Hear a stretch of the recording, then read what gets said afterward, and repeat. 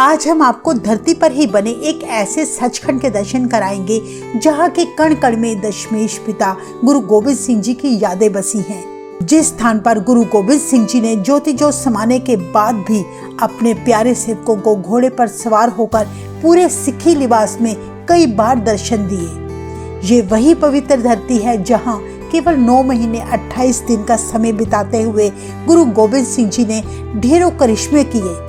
इसी स्थान से गुरु गोबिंद सिंह जी ने गुरु नानक देव जी का कई सालों से दबा हुआ खजाना निकाला था।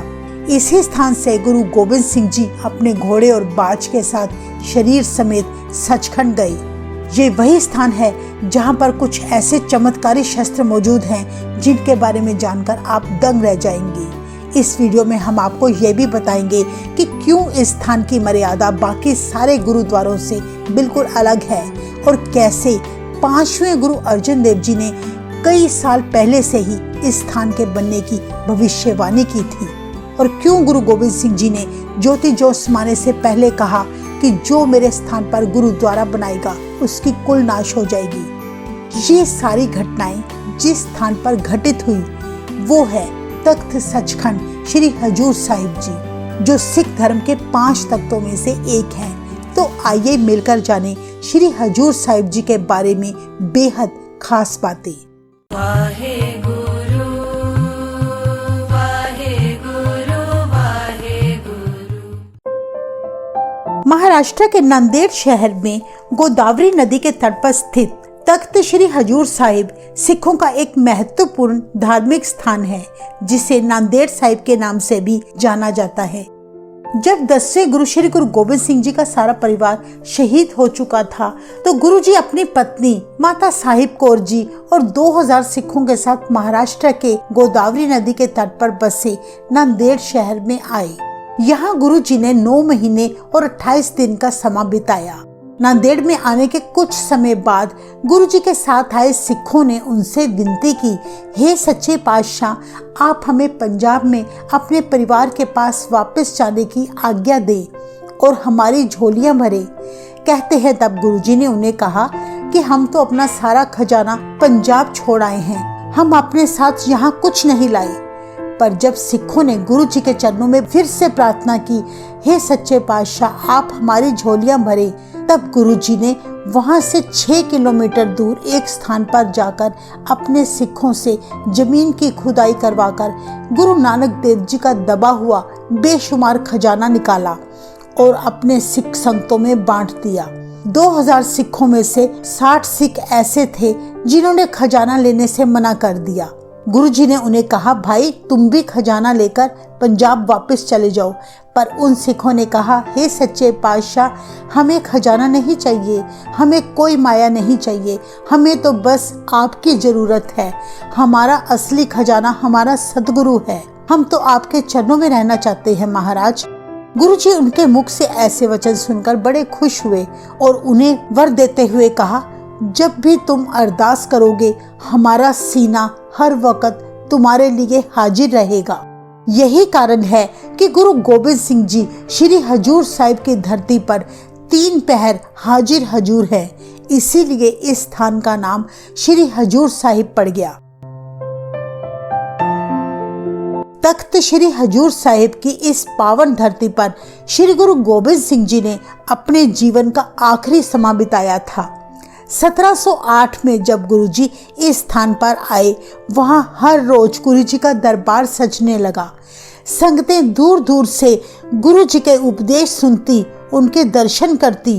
कहते हैं कि उस संगत में छोटे साहिबजादों के कातिल वजीर खान ने गुरु जी को मारने के लिए अपने 2 पठानों को भेजा था। एक दिन मौका पाकर उन पठानों ने गुरु जी पर खंजर से वार किया। गुरु जी ने अपना बचाव करते हुए एक पठान को उसी वक्त खत्म कर दिया और दूसरे पठान को गुरु जी के सिखों ने खत्म कर दिया। इस तरह गुरु जी ने अपना अंतिम समय आता देख श्री गुरु ग्रंथ साहिब जी को सिखों का अगला गुरु घोषित कर दिया और 5 पैसे एक नारियल रखकर चंदन का तिलक लगाकर श्री गुरु ग्रंथ साहिब जी को माथा टेका और उसमें से हुक्मनामा लिया, आज्ञा भई अकाल की तभे चलायो पंथ, सब सिखन को हुक्म है गुरु मानियो ग्रंथ। कहते हैं तब गुरुजी ने सारी संगत से कहा कि आज के बाद हम सबके श्री गुरु ग्रंथ साहिब जी गुरु होंगे और कोई देहधारी गुरु नहीं होगा। हमारी जोत श्री गुरु ग्रंथ साहिब जी में हाजिर रहेगी। श्री हजूर साहिब की इस धरती से सचखंड जाने से पहले गुरु गोबिंद सिंह जी ने अपने सिखों से वचन किया था कि हमारे परलोक गमन के बाद हमारे नाम से कोई स्थान न बनाया जाए। अगर कोई हमारा स्थान बनाएगा उसकी वंश नहीं बचेगी। कहने का भाव था कि गुरु जी केवल और केवल परमात्मा को बड़ाई देना चाहते थे, ना कि अपने खुद को। गुरु जी के जाने के बाद कहते हैं कुछ सालों बाद नांदेड़ साहिब महाराजा रंजीत सिंह ने पुरोहितों के मना करने पर भी गुरु गोबिंद सिंह जी के स्थान पर एक बहुत सुंदर गुरुद्वारा श्री हजूर साहिब बनवाया। महाराजा रंजीत सिंह का मानना था कि जिस कलगीधर सदगुरु ने मानवता के कल्याण के लिए अपना सर्वस्व कुर्बान कर दिया, उस प्यारे सदगुरु की आखिरी निशानी जरूर रहनी चाहिए। इसके लिए चाहे मेरी सारी कुल नाश हो जाए, कोई रहे ना रहे, पर मेरा गुरसिख होने के नाते यह फर्ज बनता है कि गुरु साहिब के स्थानों की जितनी भी हो सके मैं सेवा करता रहूं। सचखंड श्री हजूर साहिब का यह पावन स्थान गुरु गोबिंद सिंह जी की याद में महाराजा रंजीत सिंह और हैदराबाद के दीवान चंदू ने बनवाया था, जिसे बनने में करीब 5 वर्ष लगे। असल में महाराजा रंजीत सिंह गुरु घर की कुल 10 मंजिलें बनवाना चाहते थे, पर उनकी मृत्यु हो जाने के कारण यह संभव ना हो सका। सतगुरु के मुख से निकले वचन आखिर पूरे तो होने ही थे।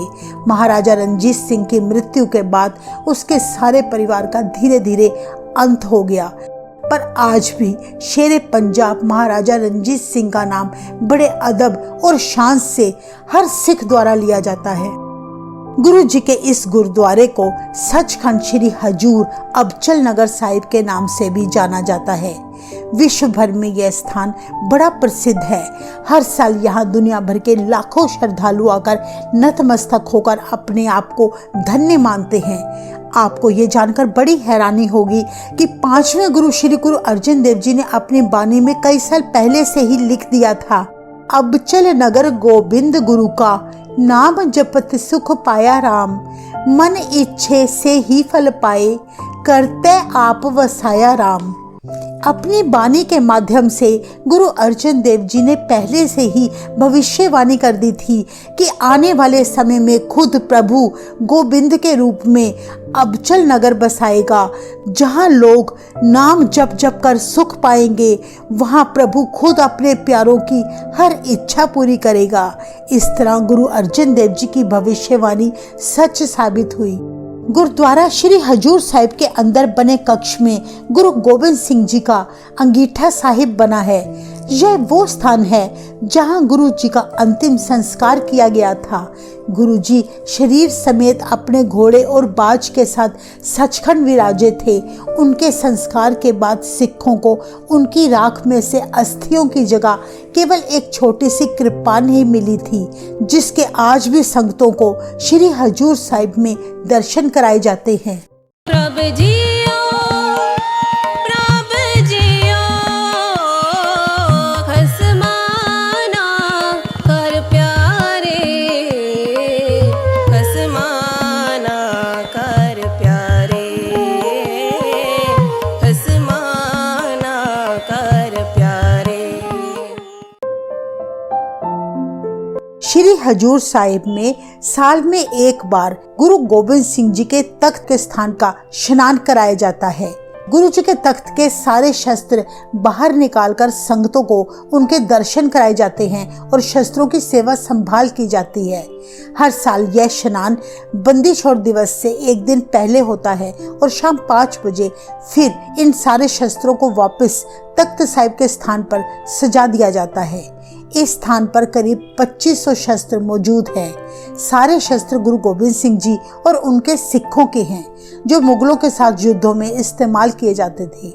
सबसे रोचक बात यह है कि इन्हीं शस्त्रों में एक करामाती कृपान भी रखी हुई है। कहा जाता है कि वहाँ के सेवादार हर रोज रात को सुखासन करने के लिए गुरु साहिब की करामाती किरपान को सारे शस्त्रों के नीचे रखते हैं, पर जब वे सुबह इस स्थान पर आते हैं तो वही करामाती किरपान सारे शस्त्रों के ऊपर आ जाती है, जो अपने आप में बड़ा अद्भुत है। इसके अलावा इस गुरु घर में 3 बार अरदास होती है और फिर संगतों को हर रोज गुरु गोबिंद सिंह जी के शस्त्रों के दर्शन भी कराए जाते हैं और उन शस्त्रों की पूरी जानकारी दी जाती है। श्री गुरु गोबिंद सिंह जी के इस स्थान पर हर रोज सुबह 11:30 बजे एक अलग से लंगर तैयार किया जाता है, जिसमें अरहर की दाल बनाकर संगतों में बांटी जाती है। विशेष तौर से इस दाल को बनाने का एक खास कारण यह है कि जब श्री गुरु गोबिंद सिंह जी को गुल खान ने खंजर से मारकर जख्मी किया था, तब गुरु जी के जख्मों पर टांके लगाए गए। गुरु जी को उस वक्त कोई वस्तु हजम नहीं होती थी, इसलिए गुरु जी को अरहर की दाल बनाकर परोसी जाती थी। तभी से हजूर साहिब में आज तक वही मर्यादा चली आ रही है और हर रोज अरहर की दाल बनाकर अरदास के समय भोग लगाकर फिर संगतों में प्रसाद के रूप में बांटी जाती है। और ये माना जाता है कि अगर कोई भी बीमार व्यक्ति इस दाल को खा ले तो वह ठीक हो जाता है। तो ये थी श्री हजूर साहिब जी के बारे में कुछ अद्भुत बातें। गुरु गोबिंद सिंह जी ने हजूर साहिब की इस धरती पर अनेकों ही करिश्मे किए थे। सो हम उन सब करिश्मों के बारे में श्री हजूर साहिब का पार्ट 2 लेकर जल्द आपके सामने हाजिर होंगे। इसके अलावा अगर आप गुरु गोबिंद सिंह जी की फुल लाइफ हिस्ट्री पढ़ना चाहते हैं तो हमने डिस्क्रिप्शन बॉक्स में बुक का लिंक डाल दिया है। आप लिंक पर क्लिक करके यह बुक खरीद सकते हैं। वाहिगुरु जी का खालसा, वाहिगुरु जी की फतेह।